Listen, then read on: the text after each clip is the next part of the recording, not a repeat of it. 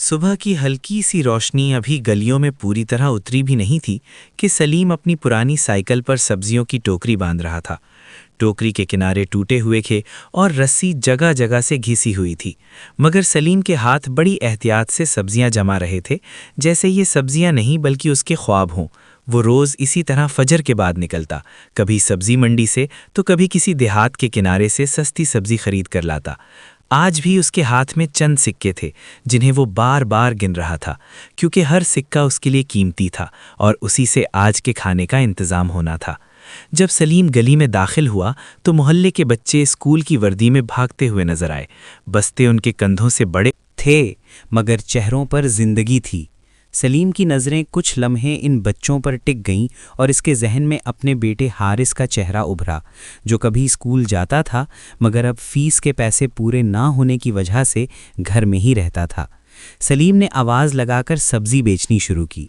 आलू ले लो, टमाटर ले लो, ताज़ा सब्ज़ी है। कुछ औरतें आईं, भाव ताव हुआ, किसी ने पूरे पैसे दिए और किसी ने उधार मांगा। सलीम ने किसी को मना न किया, क्योंकि वो जानता था भूख क्या होती है। दोपहर के करीब सूरज तेज हो गया और सलीम पसीने में शराबोर सड़क के किनारे बैठकर पानी की बोतल से 2 घूंट पीने लगा। उसकी नज़रें सामने खड़ी एक बड़ी बैंक की इमारत पर जा ठहरीं, जहां लोग एसी में बैठे मुस्कुरा रहे थे।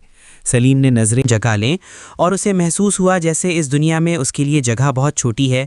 घर वापस पहुंचा तो उसकी बीवी ज़ैनब आंगन में बैठी सब्जियां काट रही थीं और चेहरे पर थकन साफ झलक रही थी, जबकि छोटी बेटी मरियम एक पुरानी गुड़िया को सीने से लगाए बैठी थी जिसका एक बाजू टूटा हुआ था।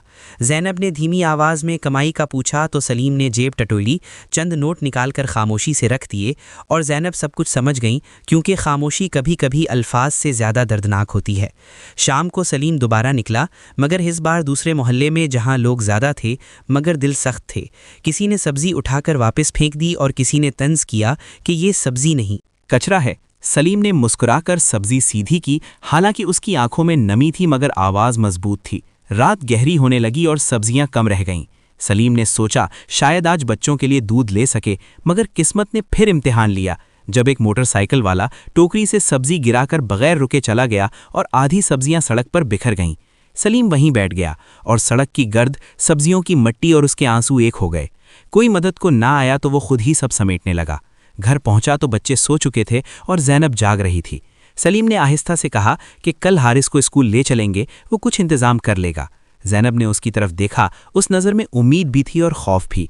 अगले दिन सलीम ने सब्जी के साथ साथ प्लास्टिक के थैले भी बेचने शुरू कर दिए और फिर कभी मजदूरी तो कभी किसी की दुकान साफ करने लगा। वो थका हुआ और टूटा हुआ जरूर था, मगर रुका नहीं।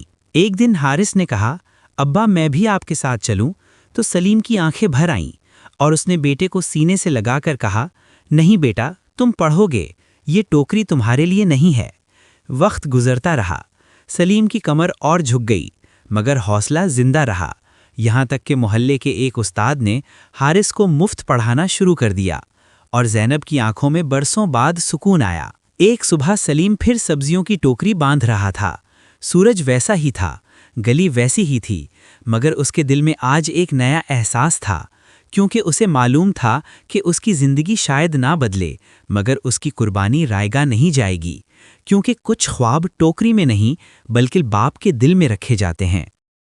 Subscribe my channel Toon Web Urdu.